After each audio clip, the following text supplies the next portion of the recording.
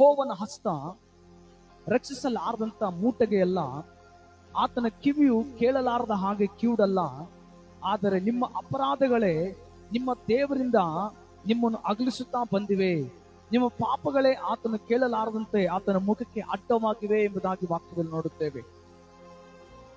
ದೇವರ ಹಸ್ತ ರಕ್ಷಿಸಲಾರದ ಹಾಗೆ ಅದು ಯಾವತ್ತೂ ಇರುವುದಿಲ್ಲ.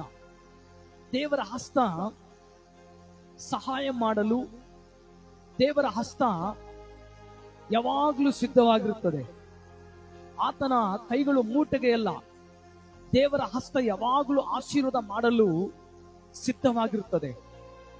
ಆತನ ಕಿವಿ ನೀನು ಮೊರಡುವಾಗಲ್ಲ, ನೀನು ಪ್ರಾರ್ಥನೆ ಮಾಡುವಾಗೆಲ್ಲ ಆತನ ಕಿವಿ ಕೇಳುವಂತದ್ದಾಗಿದೆ.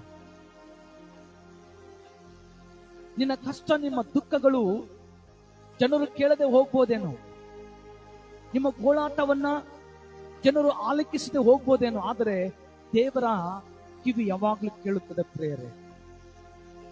ದೇವರ ವಾಕ್ಯದಲ್ಲಿ ನೋಡುತ್ತೇವೆ, ಪ್ರಾರ್ಥನೆ ಕೇಳುವವನೇ ನರರೆಲ್ಲರೂ ನಿನ್ನ ಬಳಿಗೆ ಬರುವರೆಂಬುದಾಗಿ ವಾಕ್ಯದಲ್ಲಿ ನೋಡುತ್ತೇವೆ. ದೇವರು ಹಸ್ತ ನಿಮ್ಮನ್ನು ರಕ್ಷಿಸುವಂತದ್ದಾಗಿದೆ. ಆತನ ಕೈಗಳು ನಿಮ್ಮನ್ನು ಆಶೀರ್ವಾದ ಮಾಡುವಂತದ್ದಾಗಿದೆ. ನಾವು ಜನರ ಬಳಿಗೆ ಹೋಗಿ ನಿಲ್ಲುವಾಗ, ಕೈ ಒಟ್ಟು ನಿಂತುಕೊಳ್ಳುವಾಗ ಅವರು ಸಹಾಯ ಮಾಡ್ತಾರೋ ಇಲ್ಲ ಗೊತ್ತಿಲ್ಲ, ಆದ್ರೆ ದೇವರ ಮುಂದೆ ಕೈ ಒಟ್ಟಿ ನಾವು ಪ್ರಾರ್ಥನೆ ಮಾಡುವಾಗ ಆಶೀರ್ವಾದ ಮಾಡುವನಾಗಿದ್ದಾನೆ. ನಿಮ್ಮನ್ನು ಆಶೀರ್ವಾದಗಳಿಂದ ತುಂಬಿಸುವ ದೇವರಾಗಿದ್ದಾನೆ. ಆತನ ಹಸ್ತ ಪ್ರತಿದಿನ ನಿಮ್ಮನ್ನು ನಡೆಸುವಂತದ್ದಾಗಿದೆ ಪ್ರಿಯರೇ. ಈ ವಾಕ್ಯದಲ್ಲಿ ನೋಡುತ್ತೇವೆ, ಆದರೆ ನಿಮ್ಮ ಅಪರಾಧಗಳೇ, ನಿಮ್ಮ ಪಾಪಗಳೇ ನಿಮ್ಮ ಪ್ರಾರ್ಥನೆಯನ್ನು ಕೇಳದಂತೆ ಆತನ ಮುಖಕ್ಕೆ ಅಡ್ಡವಾಗಿದೆ ಎಂದು ವಾಕ್ಯದಲ್ಲಿ ನೋಡುತ್ತೇವೆ.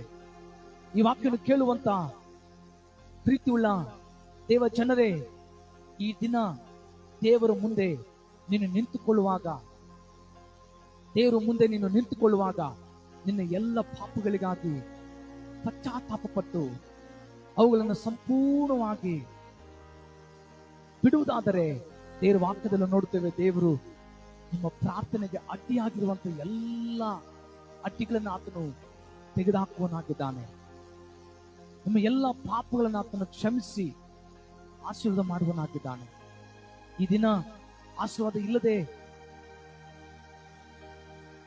ನಾನು ಪ್ರಾರ್ಥನೆ ಮಾಡ್ತಾನೆ ಇರ್ತೇನೆ, ನನ್ನ ಜೀವನದಲ್ಲಿ ಆಶೀರ್ವಾದ ಇಲ್ಲ ಎಂದು ನೀನು ಅಂದುಕೊಳ್ಳುತ್ತಿರೋದಾದರೆ, ಈ ದಿನ ನಿನ್ನ ಪ್ರಾರ್ಥನೆಗೆ ಯಾವುದು ಅಡ್ಡಿಯಾಗಿದೆಯೋ ಅದನ್ನು ಸಂಪೂರ್ಣವಾಗಿ ತೆಗೆದುಹಾಕಿಬಿಡು.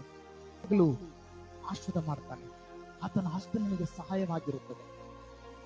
ಆತನ ಹಸ್ತ ಯಾವಾಗಲೂ ನಿಮ್ಮನ್ನು ರಕ್ಷಿಸುವಂತದ್ದಾಗಿದೆ.